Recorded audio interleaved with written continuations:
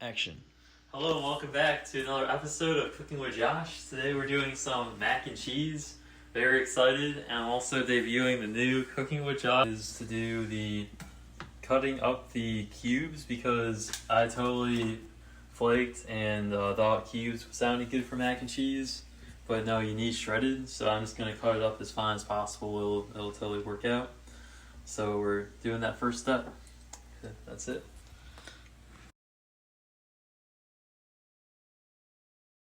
So we have the elbow macaroni. In goes into the pot, the elbow macaroni. First time, I always wanted to try it. I just went to the store a few days ago, thought about mac and cheese with the, there is a Cleveland once a year mac and cheese festival where you can try 20 different mac and cheeses for like $40 from different restaurants. It's a whole donation thing. They raise money for service dogs for special needs kids and everything. So I missed that this year, but oh wow, look at that. Also, shout out to Giant Eagle. Look at that amazing macaroni and cheese they made. Our mac and cheese is gonna look something like that. It's my first time ever making mac and cheese. It's bubbling. Oh my gosh. Yeah, Greg's helping out. So we're gonna turn that down a little bit. Alright, so here's an update on the pasta. I skimmed the directions, but I didn't want to fully read them because that takes the fun out of it. So when I was skimming the directions, it says cook halfway because it'll cook the other half in the oven. But I'm not sure about that. I don't want hard noodles, so I'm going to cook them a little bit longer, and then they'll be done. Found a little bit of ingredients online. I think it's called the Chunky Chef, but I don't like to do too much from the instructions because I think that takes fun out of it, so I like to just wing it and see how it goes. Alright, well, I'll catch back with you after I combine these couple ingredients. So just melted the butter for 1 minute in the microwave. I'm gonna put in some flour and put in some half and half and get ready for the milk.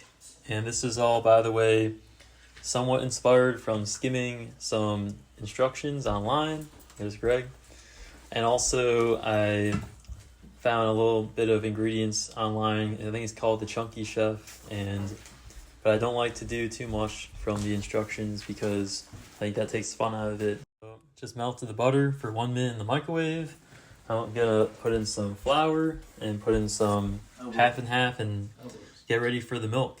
And now we mix the butter, flour, and half and half. Mixing all that up. Get ready for the cheese. This is where the fun begins because I've never done this before.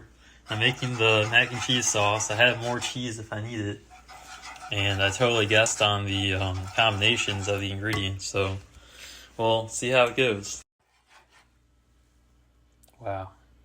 So I threw in the rest of the cheese and just waiting for the rest to melt. And then we're going to combine it with the pasta. Carefully pouring the mac and cheese into the pasta. I'm going to put in this roasted garlic and herb I've used many times for chicken, but bought it specifically for mac and cheese and some garlic powder. Bacon bits for the top of the mac and cheese. We have the mac and cheese, the bacon, and the cheese. I'm going to just combine them all into the pan. Last step, I'm going to put it into the oven to bake. Alright, it's sizzling. Just took it out of the oven. It's looking amazing. Smells amazing.